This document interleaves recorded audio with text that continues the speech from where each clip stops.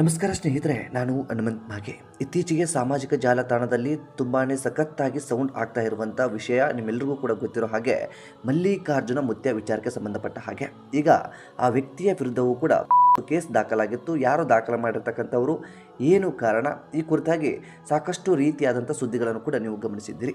ಅಸಲಿ ಸತ್ಯಾಸತ್ಯತೆ ಏನು ಎಂಬುದನ್ನು ಒಂದಿಷ್ಟು ಗಮನಿಸ್ತಾ ಹೋಗೋಣ. ಅಂದ ಹಾಗೆ ಪ್ರಕರಣ ಅಂದರೆ ಏನು, ಪ್ರಕರಣ ಯಾವ ಸಂದರ್ಭದಲ್ಲಿ ಸ್ಟ್ಯಾಂಡ್ ಆಗುತ್ತೆ, ಮುಖ್ಯವಾಗಿ ಪ್ರಕರಣ ದಾಖಲಾಗೋದಕ್ಕೆ ಅಥವಾ ಪ್ರಕರಣದಲ್ಲಿ ಮುಖ್ಯವಾದಂತಹ ದೂರುದಾರರು ಯಾರಾಗಬೇಕು, ಆ ಸಂದರ್ಭದಲ್ಲಿ ಕೇಸ್ ಹೇಗೆ ಸ್ಟ್ಯಾಂಡ್ ಆಗುತ್ತೆ, ಸೊ ಆ ಕುರಿತಾಗಿ ಒಂದಿಷ್ಟು ಮಾಹಿತಿಯನ್ನು ಗಮನಿಸ್ತಾ ಹೋಗೋಣ. ಸಾಧ್ಯವಾದರೆ ವಿಡಿಯೋನ ಕೊನೆವರೆಗೂ ನೋಡಿ. ಯಾಕೆ ಕೊನೆವರೆಗೂ ನೋಡಿ ಅಂತ ಹೇಳ್ತಾ ಇದ್ದೀನಿ ಅಂತಂದರೆ, ಮುಂದೊಂದು ದಿನ ನೀವು ನಿಮ್ಮ ಮಕ್ಕಳನ್ನು ಮುದ್ದಾಡುವಂಥ ವಿಡಿಯೋ ಆಗಿರ್ಬೋದು ಅಥವಾ ಫ್ರೀಯಾಗಿ ಅಂತ ಏನು ಕರಿತೀವಿ, ಆ ರೀತಿಯಾಗಿ ಇರುವಂಥ ಸಂದರ್ಭದಲ್ಲಿ ಅದನ್ನು ಜನಗಳು ಹೇಗೆ ಬೇಕಾದರೂ ತಿರುಚಿಕೊಂಡು ಕೆಲವೊಂದಿಷ್ಟು ಜನಗಳು ನಿಮ್ಮ ಮೇಲೆಯೂ ಕೂಡ ದೂರನ್ನು ದಾಖಲಿಸುವಂಥ ಸಾಧ್ಯತೆ ಇರುತ್ತೆ. ಹಾಗಾಗಿ ಒಂದು ಎಚ್ಚರಿಕೆ ಅಂತ ಅಂದುಕೊಂಡ್ರೂ ಕೂಡ ತಪ್ಪಾಗಲಿಕ್ಕಿಲ್ಲ. ಮತ್ತು ಸಮಾಜದಲ್ಲಿ ಎಂಥ ಮನಸ್ಥಿತಿಯ ಜನಗಳಿದ್ದಾರೆ ಅನ್ನೋದು ಕೂಡ ನಿಮಗೆ ಸ್ಪಷ್ಟವಾಗಿ ಈ ಸಂದರ್ಭಕ್ಕೆ ಅರ್ಥ ಆಗುತ್ತೆ. ಸೊ ಈ ಕುರಿತಾಗಿ ಸಾಧ್ಯವಾದರೆ ಕೊನೆವರೆಗೂ ಈ ವಿಡಿಯೋನ ನೋಡಿ ಅಂತ ಹೇಳೋದಕ್ಕೆ ಇಷ್ಟಪಡ್ತಾನೆ. ಜೊತೆಗೆ ನೇರವಾಗಿ ವಿಷಯಕ್ಕೆ ಬರೋಣ. ಅದಕ್ಕಿಂತ ಪೂರ್ವದಲ್ಲಿ ನೀವೇನಾದರೂ ನಮ್ಮ ಚಾನಲ್ನ ಸಬ್ಸ್ಕ್ರೈಬ್ ಮಾಡಿಕೊಳ್ಳದೆ ವಿಡಿಯೋನ ಗಮನಿಸ್ತಾ ಇದ್ದರೆ ಈ ಕೂಡಲೇ ಸಬ್ಸ್ಕ್ರೈಬ್ ಮಾಡಿ. ಹೆಚ್ಚಿನ ವಿಡಿಯೋಗಳಿಗಾಗಿ ಬೆಲ್ ಐಕನ್ ಕೂಡ ಕ್ಲಿಕ್ ಮಾಡಿಕೊಳ್ಳಿ. ಆರಂಭದಲ್ಲಿ ಈ ಮುತ್ಯ ಯಾರು, ಇವರ ಅಸಲಿ ಏನು ಎಂಬುದನ್ನು ಒಂದಿಷ್ಟು ಸಂಕ್ಷಿಪ್ತವಾಗಿ ಗಮನಿಸ್ತಾ ಹೋಗೋಣ. ಉತ್ತರ ಕರ್ನಾಟಕದ ಯಾದಗಿರಿ ಜಿಲ್ಲೆಯ ಶಿವಪುರ ತಾಲೂಕಿನ ರೋಜಾ ಮೆಹಲ್ ಗ್ರಾಮದಲ್ಲಿ ವಾಸವಿರುವಂಥ 26 ವರ್ಷದ ಆಸುಪಾಸಿನ ವ್ಯಕ್ತಿ ಈತ. ಇತ್ತೀಚಿನ ವರ್ಷಗಳಲ್ಲಿ ಸಾಮಾಜಿಕ ಜಾಲತಾಣದಲ್ಲೂ ಕೂಡ ಸಾಕಷ್ಟು ಸುದ್ದಿ ಆಗಿದ್ರು. ಕಳೆದ 2-3 ವರ್ಷಗಳಿಂದ ಸೋಷಿಯಲ್ ಮೀಡಿಯಾದಲ್ಲಿ ಸಾಕಷ್ಟು ಆ್ಯಕ್ಟಿವ್ ಆಗಿರುವಂಥ ವ್ಯಕ್ತಿ ಈತ. ಉತ್ತರ ಕರ್ನಾಟಕದ ಅನೇಕ ಭಕ್ತರು ಇವರನ್ನು ಅಪ್ಪಾಜಿ ಅಥವಾ ನಡೆದಾಡುವ ದೇವರು ಅಂತಲೇ ಇವರನ್ನು ಕರೀತಾರೆ. ಕೇವಲ ಉತ್ತರ ಕರ್ನಾಟಕದಲ್ಲಿ ಅಷ್ಟೇ ಅಲ್ಲದೆ ಮಹಾರಾಷ್ಟ್ರ ಭಾಗದಲ್ಲೂ ಕೂಡ ಈತನಿಗೆ ಸಾಕಷ್ಟು ಜನ ಭಕ್ತರು ಇದ್ದಾರೆ, ಅಭಿಮಾನಿಗಳು ಇದ್ದಾರೆ. ಸೊ ಭಕ್ತರು ಅಂತ ಹೇಳಬೇಕು ಅಥವಾ ಅಭಿಮಾನಿಗಳು ಅಂತ ಹೇಳಬೇಕು ಗೊತ್ತಿಲ್ಲ, ಸಾಕಷ್ಟು ಜನ ನಂಬಿದ್ದಾರೆ. ಅವರ ನಂಬಿಕೆಗೆ ನಾವು ಏನು ಕೂಡ ಮಾತನಾಡೋದಕ್ಕೆ ಆಗೋದಿಲ್ಲ. ಆದರೆ ನಾವಿಲ್ಲಿ ಒಂದಿಷ್ಟು ಗಮನಿಸಲೇಬೇಕಾಗುತ್ತೆ. 26 ವರ್ಷದ ಈ ಒಂದು ಯುವಕ ಅಂತ ಹೇಳಬಹುದು. ಈ ಯುವಕನಿಗೆ ಅಷ್ಟೊಂದು ಜನ ಭಕ್ತರು ಉಟ್ಕೊಂಡಿದ್ದಾದರೂ ಹೇಗೆ, ಇಂಥದ್ದೆಲ್ಲವೂ ಕೂಡ ಸಾಕಷ್ಟು ಪ್ರಶ್ನೆ ಕಾಡುತ್ತೆ. ಆದರೆ ಅವರವರ ನಂಬಿಕೆ ಜೊತೆಗೆ ಎಷ್ಟೋ ಜನರಿಗೆ ಈ ಒಂದು ಮುತ್ಯ ಏನು ಹೇಳಿದ್ದಾನೋ ಅದೆಲ್ಲವೂ ಕೂಡ ನೆರವೇರಿದೆ ಅನ್ನುವಂಥದ್ದು ಒಂದಿಷ್ಟು ಅವರ ಅಭಿಪ್ರಾಯವೂ ಕೂಡ ಆಗಿದೆ. ಹಾಗಾಗಿ ಈತನನ್ನು ನಂಬಿಬಿಟ್ಟಿದ್ದಾರೆ. ಅದು ಯಾವ ಕಾರಣಕ್ಕೆ ಏನು ಬೇಕಾದರೂ ಇರಬಹುದು. ಸೊ ಅದನ್ನು ಹೊರತುಪಡಿಸಿ ಇಲ್ಲಿ ನಾವು ಒಂದಿಷ್ಟು ಗಮನಿಸಲೇಬೇಕು. ಇವರು ಹಿನ್ನೆಲೆಯನ್ನು ಗಮನಿಸೋದಾದರೆ ಇವರ ತಂದೆಯೂ ಕೂಡ ಒಂದು ಪವಾಡ ಪುರುಷರು ಅಂತ ಹೇಳ್ತಾ ಇರುವಂಥದ್ದು. ಅಂದರೆ ಇವರ ತಂದೆಯೂ ಕೂಡ ಇದೇ ರೀತಿಯಾಗಿ ಜನಗಳಿಗೆ ಒಂದಿಷ್ಟು ಸಿದ್ಧಿ ಸಾಧಕರು ಕೂಡ ಆಗಿದ್ರಂತೆ. ಜನಗಳಿಗೆ ಏನು ಹೇಳ್ತಾ ಇದ್ರು ಅದೆಲ್ಲವೂ ಕೂಡ ಕರುಣೆ ಆಗ್ತಾ ಇತ್ತಂತೆ.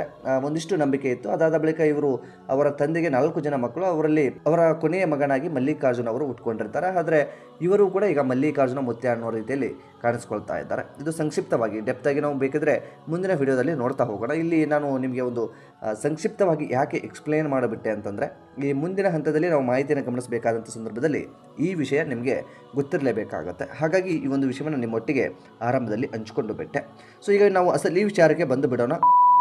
ಯೊಂದಿಗೆ ಅಸಭ್ಯವಾಗಿ ವರ್ತಿಸಿದ ಆರೋಪದ ಮೇರೆಗೆ ಮಲ್ಲಿಕಾರ್ಜುನ ಮುತ್ಯ ವಿರುದ್ಧ ರಾಜ್ಯ ಮಕ್ಕಳ ಹಕ್ಕುಗಳ ರಕ್ಷಣಾ ಆಯೋಗದ ಸ್ವಯಂ ಪ್ರೇರಿತ ದೂರು ದಾಖಲಾಗಿದೆ. ಸೊ ಒಂದಿಷ್ಟು ನಾನು ನಿಮಗೆ ಮತ್ತೆ ಎಕ್ಸ್ಪ್ಲೇನ್ ಮಾಡ್ತಾ ಇದ್ದೀನಿ, ಮತ್ತೆ ರಿಪೀಟ್ ಮಾಡ್ತಾ ಇದ್ದೀನಿ. ಅಪ್ರಾಪ್ತ ಬಾಲಕಿಯೊಂದಿಗೆ ಅಸಭ್ಯವಾಗಿ ವರ್ತಿಸಿದ ಆರೋಪದ ಮೇರೆಗೆ ಮಲ್ಲಿಕಾರ್ಜುನ ಮುತ್ಯ ವಿರುದ್ಧ ರಾಜ್ಯ ಮಕ್ಕಳ ಹಕ್ಕುಗಳ ರಕ್ಷಣಾ ಆಯೋಗ ಸ್ವಯಂ ಪ್ರೇರಿತ ದೂರು ದಾಖಲಿಸಿ ಬಿಟ್ಟಿದೆ. ಸೊ ನಾವಿಲ್ಲಿ ಗಮನಿಸಲೇಬೇಕು. ಈ ಸಂದರ್ಭಕ್ಕೆ ನಾವು ಇನ್ನೊಂದು ಸಾರಿ ನಿಮಗೆ ಮತ್ತೆ ಎಕ್ಸ್ಪ್ಲೇನ್ ಮಾಡ್ತಾ ಇದ್ದೇನೆ. ರಾಜ್ಯ ಮಕ್ಕಳ ಹಕ್ಕುಗಳ ರಕ್ಷಣಾ ಆಯೋಗ ಸ್ವಯಂ ಪ್ರೇರಿತ ದೂರನ್ನು ದಾಖಲಿಸಿದೆ. ಅರ್ಥ ಮಾಡಿಕೊಳ್ಳಿ. ಮಕ್ಕಳಿಗೆ ನೋವಾದಂಥ ಸಂದರ್ಭದಲ್ಲಿ ಅಥವಾ ಮಕ್ಕಳಿಗೆ ತೊಂದರೆ ಆದಂಥ ಸಂದರ್ಭದಲ್ಲಿ ಹೇಗೆ ಈ ಒಂದು ಆಯೋಗಗಳು ಕೆಲಸವನ್ನು ಮಾಡ್ತವೆ ಅನ್ನೋದು ನಿಮಗೆ ಇಲ್ಲಿ ಸ್ಪಷ್ಟವಾಗಿ ಅರ್ಥ ಆಗುತ್ತೆ. ಅದು ನೆಗೆಟಿವೋ ಪಾಸಿಟಿವ್ ನನಗೆ ಅದು ಗೊತ್ತಿಲ್ಲ. ಅದರ ಬಗ್ಗೆ ನಾನು ಈ ಸಂದರ್ಭಕ್ಕೆ ಹೇಳೋದಕ್ಕೂ ಕೂಡ ಹೋಗೋದಿಲ್ಲ. ಅಪ್ರಾಪ್ತ ಬಾಲಕಿಯೊಂದಿಗೆ ಅಸಭ್ಯವಾಗಿ ವರ್ತಿಸಿದ ವಿಡಿಯೋ ವೈರಲ್ ಆದ ಹಿನ್ನೆಲೆಯಲ್ಲಿ ಆ ಒಂದು ವಿಡಿಯೋನ ನಾನು ಈ ಸಂದರ್ಭಕ್ಕೆ ಪ್ರಸಾರ ಮಾಡೋದಕ್ಕಾಗೋದಿಲ್ಲ. ಹಾಗಾಗಿ ಆ ವಿಡಿಯೋನು ಕೂಡ ನಾನು ಪ್ರಸಾರ ಮಾಡ್ತಾ ಇಲ್ಲ. ಆ ಒಂದು ಹೆಣ್ಣು ಮಗು, 7 ವರ್ಷದ ಆಸುಪಾಸು ಇರುವಂಥ ಮಗು ಅದು. ಸೊ ಅವರು ಮೂಲತಃ ಬೇರೆ ರಾಜ್ಯದವರು. ಈ ಹಿಂದೆಯೂ ಕೂಡ ಕಳೆದ 2-3 ವರ್ಷಗಳಿಂದ ಈ ಒಂದು ಮುತ್ಯಾನ ಮಠಕ್ಕೆ ಬರ್ತಾ ಇರ್ತಾರೆ. ಅವರಿಗೆ ಒಳ್ಳೆಯದಾಗಿದೆ ಅನ್ನುವಂಥ ನಂಬಿಕೆ ಅವರಲ್ಲಿದೆ. ಹಾಗಾಗಿ ಈ ಒಂದು ಮಲ್ಲಿಕಾರ್ಜುನ ಮುತ್ಯಾನ ಹತ್ರ ಬಂದಂಥ ಸಂದರ್ಭದಲ್ಲಿ ಆ ಒಂದು ಮಗುವಿನ ಜೊತೆ ಆ ಒಂದು ವ್ಯಕ್ತಿ ಮುದ್ದಾಡುವಂಥ ವಿಡಿಯೋ ಅದು. ಸ್ವತಃ ಆ ಒಂದು ಹೆಣ್ಣು ಮಗು ಏನಿದೆಯಲ್ಲ, ಆ ಮಗುವಿನ ತಂದೆ ತಾಯಿಯವರು ಈ ಒಂದು ವಿಡಿಯೋವನ್ನು ಮಾಡಿರ್ತಾರೆ. ವಿಡಿಯೋವನ್ನು ಮಾಡಿಕೊಂಡು ಮುತ್ಯಾನ ಆಶೀರ್ವಾದ ಅಂತ ಸ್ಟೇಟಸಲ್ಲಿ ವಾಟ್ಸಪ್ಗಳಲ್ಲಿ ಶೇರ್ ಕೂಡ ಮಾಡಿಕೊಂಡು ಬಿಟ್ಟಿರ್ತಾರೆ.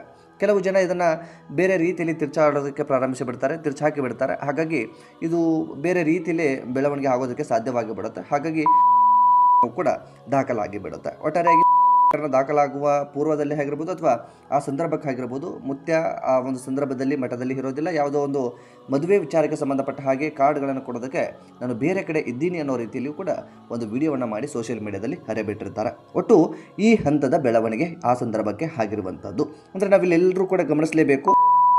ವಿಚಾರಕ್ಕೆ ಸಂಬಂಧಪಟ್ಟ ಹಾಗೆ ನಾನು ಆರಂಭದಲ್ಲೂ ಕೂಡ ಹೇಳಿದೆ, ಒಂದು ಪಾಯಿಂಟ್ ಔಟ್ ಮಾಡಿದ್ವಿ. ಏನು ಅಂತಂದ್ರೆ, ಪ್ರಕರಣ ಸ್ಟ್ಯಾಂಡ್ ಆಗುವಂಥದ್ದು ಯಾವ ಸಂದರ್ಭದಲ್ಲಿ ಆ ಒಂದು ಹೆಣ್ಣು ಮಗು ಅಥವಾ ದೌರ್ಜನ್ಯಕ್ಕೆ ಒಳಗಾಗಿರುವಂಥದ್ದಾಗಿರ್ಬೋದು, ಅಥವಾ ಒಟ್ಟಾರೆಯಾಗಿ ಮುಖ್ಯವಾಗಿ ಯಾರ ಮೇಲೆ ಆ ರೀತಿಯಾದಂಥ ದೌರ್ಜನ್ಯ ಆಗಿರುತ್ತೋ ಅಥವಾ ಇನ್ನೇನೋ ಆಗಿರುತ್ತೋ ಅವರು ಕೇಸನ್ನು ಕೊಡಬೇಕಾಗುತ್ತೆ.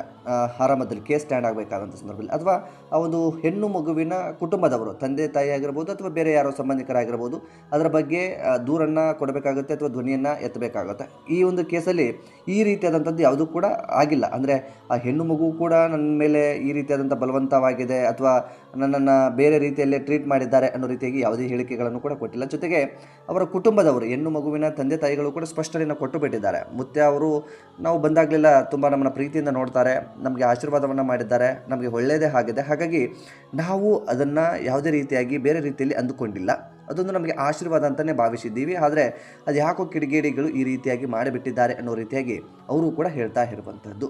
ಅಂದರೆ ಕೇಸ್ ಸ್ಟ್ಯಾಂಡ್ ಆಗೋದಕ್ಕೆ ಸಾಧ್ಯ ಇರೋದಿಲ್ಲ. ಮತ್ತು ಇಲ್ಲಿ ಒಂದು ಕ್ಲಾರಿಟಿ ಇದೆ, ಯಾರೂ ಕೂಡ ಆರೋಪವನ್ನು ಮಾಡ್ತಾ ಇಲ್ಲ. ವಿಶೇಷವಾಗಿ ಸಂಬಂಧಪಟ್ಟಿರುವಂಥ ಕುಟುಂಬದವರಾಗಿರ್ಬೋದು ಅಥವಾ ಮಗು ಆಗಿರ್ಬೋದು, ಆರೋಪವನ್ನು ಏನೂ ಕೂಡ ಮಾಡ್ತಾ ಇಲ್ಲ. ಹಾಗಾಗಿ ಈ ಕೇಸ್ ಸ್ಟ್ಯಾಂಡ್ ಆಗುವಂಥ ಸಾಧ್ಯತೆ ತುಂಬ ಕಡಿಮೆ ಇರುತ್ತೆ. ಇನ್ನು ಕೇಸ್ ದಾಖಲಾಗಿದೆ ಅನ್ನೋ ಕಾರಣಕ್ಕೆ ಅದನ್ನು ಅಲ್ಲಿಗೆ ಕ್ಲೋಸ್ ಮಾಡೋದಕ್ಕೂ ಕೂಡ ಸಾಧ್ಯ ಆಗೋದಿಲ್ಲ.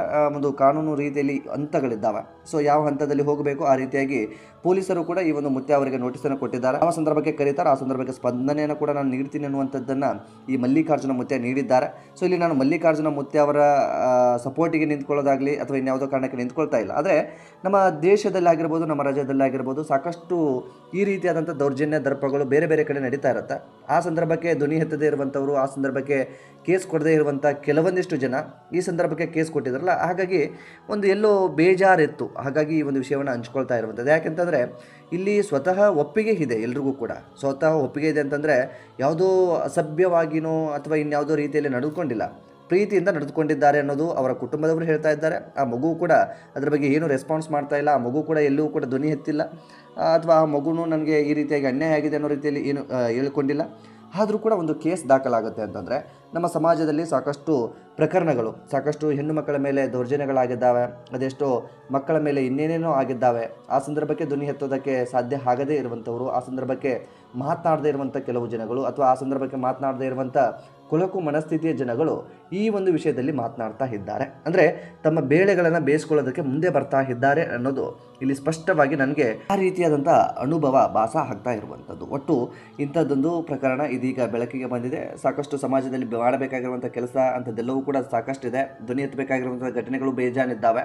ಅದೆಲ್ಲವನ್ನು ಕೂಡ ಹೊರತುಪಡಿಸಿ ಯಾರೋ ಒಬ್ಬರು ಟ್ರೆಂಡಲ್ಲಿದ್ದಾರೆ, ಸೋಷಿಯಲ್ ಮೀಡಿಯಾದಲ್ಲಿ ಆ್ಯಕ್ಟಿವ್ ಇದ್ದಾರೆ, ಮುತ್ಯ ಅಂತ ಕಾಣಿಸ್ಕೊಂಡಿದ್ದಾರೆ, ಅವರನ್ನು ಹೇಳ್ಕೊಂಡು ಬಂದುಬಿಟ್ರೆ ನಾವಿಲ್ಲೆಲ್ಲ ಪಬ್ಲಿಸಿಟಿ ತೆಗೆದುಕೊಳ್ಬೋದು ಅಥವಾ ಸುದ್ದಿ ಆಗಬಹುದು ಅಥವಾ ನಾವು ಪ್ರಚಾರಕ್ಕೆ ಬಂದು ಬಿಡ್ಬೋದು ಅನ್ನೋ ಕಾರಣಕ್ಕೆ ಕೆಲವೊಂದಿಷ್ಟು ಜನ ಸೋಷಿಯಲ್ ಮೀಡಿಯಾದಲ್ಲಿ ವಿಡಿಯೋಗಳನ್ನು ಹಂಚ್ಕೊಳ್ಳೋದು, ಆರೋಪವನ್ನು ಮಾಡುವಂಥದ್ದು, ಧ್ವನಿಯನ್ನು ಎತ್ತುವಂಥದ್ದು, ಇಂಥದ್ದೆಲ್ಲವನ್ನು ಕೂಡ ಮಾಡ್ತಾ ಇದ್ದಾರೆ ಅನ್ನೋದು ಕೂಡ ಮೇಲ್ನೋಟಕ್ಕೆ ಸ್ಪಷ್ಟವಾಗಿ ಗೊತ್ತಾಗ್ತಾ ಇದೆ. ಇನ್ನು ಮಲ್ಲಿಕಾರ್ಜುನ ಮುತ್ಯ ಸಪೋರ್ಟ್ಗೂ ಕೂಡ ಸಾಕಷ್ಟು ಜನ ನಿಂತ್ಕೊಂಡಿದ್ದಾರೆ. ಯಾವುದು ಕೂಡ ಮಲ್ಲಿಕಾರ್ಜುನ ಮುತ್ಯ ಬೇರೆಯವರ ಮೇಲೆ ಆ ರೀತಿಯಾಗಿ ನಡೆದುಕೊಳ್ಳೋದಾಗಲಿ, ಅಸಭ್ಯವಾಗಿ ನಡೆದುಕೊಳ್ಳೋದಾಗಲಿ ಇದುವರೆಗೂ ಕೂಡ ಮಾಡಿಲ್ಲ. ಅದೇ ರೀತಿಯಾಗಿ ಅವರು ಇರೋದೇ ಹಾಗೆ, ಅವರಿಗೆ ಇಷ್ಟ ಬಂದಂತೆ ಅವರನ್ನು ಮುದ್ದಾಡ್ತಾರೆ. ಒಂದು ಹೆಣ್ಣು ಮಗು ಅನ್ನುವಂಥ ವಿಷಯವನ್ನೇ ಅವರು ಇಟ್ಕೊಳ್ಳದೆ ಒಂದು ಮಗು ಅನ್ನೋ ರೀತಿಯಲ್ಲಿ ಅವರು ಮುದ್ದಾಡಿದ್ದಾರೆ. ತಂದೆ ಮಗಳ ಬಾಂಧವ್ಯದ ರೀತಿಯಲ್ಲಿ ಮುದ್ದಾಡಿದ್ದಾರೆ. ಅದನ್ನು ಬೇರೆ ರೀತಿಯಲ್ಲಿ ತಿರ್ಚೋದಕ್ಕೆ ಹೋಗಬೇಡಿ ಅನ್ನೋ ರೀತಿಯಲ್ಲಿ ಕೆಲವೊಂದಿಷ್ಟು ಜನಗಳು ಕೂಡ ಮಲ್ಲಿಕಾರ್ಜುನ ಮುತ್ಯಗೆ ಸಪೋರ್ಟ್ ಮಾಡ್ತಾ ಇದ್ದಾರೆ. ಯಾರೇ ಸಪೋರ್ಟ್ ಮಾಡ್ಬೋದು, ವಿರೋಧ ಮತ್ತು ಪರ ಎಲ್ಲವೂ ಕೂಡ ಇರುತ್ತೆ. ಆ ವಿರೋಧ ಮತ್ತು ಪರ ಈ ಸಂದರ್ಭಕ್ಕೆ ಬೇಡ. ಆದರೂ ಕೂಡ ಮನುಷ್ಯನಾಗಿ ನಾವು ಎಲ್ಲರೂ ಕೂಡ ಗಮನಿಸಲೇಬೇಕಾಗತ್ತೆ. ಒಂದು ಕಾನೂನು ಇದೆ, ಕಾನೂನು ಚೌಕಟ್ಟಿದೆ. ಯಾರ ಮೇಲೆ ಹೇಗೆ ಬೇಕಾದರೂ ಆರೋಪವನ್ನು ಮಾಡ್ತೀವಿ ಅಥವಾ ಯಾರದೋ ತೇಜೋವಧೆ ಮಾಡ್ತೀವಿ ಅನ್ನೋದು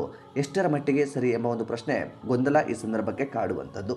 ಸೊ ಈ ಕುರಿತಾಗಿ ನಿಮ್ಮ ಅನಿಸಿಕೆ ಏನು ಎಂಬುದನ್ನು ಕಾಮೆಂಟ್ ಬಾಕ್ಸಲ್ಲಿ ಮೆನ್ಷನ್ ಮಾಡಿ. ಸಾಧ್ಯವಾದರೆ ಈ ಒಂದು ವಿಡಿಯೋನ ನಿಮ್ಮ ಫ್ರೆಂಡ್ಸ್ ಹಾಗೂ ಫ್ಯಾಮಿಲಿಗೂ ಕೂಡ ಶೇರ್ ಮಾಡಿ. ನೀವೇನಾದರೂ ನಮ್ಮ ಚಾನಲ್ನ ಸಬ್ಸ್ಕ್ರೈಬ್ ಮಾಡಿಕೊಳ್ಳದೆ ವಿಡಿಯೋವನ್ನು ಗಮನಿಸಿದರೆ ಈ ಕೂಡಲೇ ಸಬ್ಸ್ಕ್ರೈಬ್ ಮಾಡಿ. ಹೆಚ್ಚಿನ ವಿಡಿಯೋಗಳಿಗಾಗಿ ಬೆಲ್ ಐಕನ್ ಕೂಡ ಕ್ಲಿಕ್ ಮಾಡಿಕೊಳ್ಳಿ. ಮತ್ತು ಮುಂದಿನ ವಿಡಿಯೋದಲ್ಲಿ ಸಿಗೋಣ.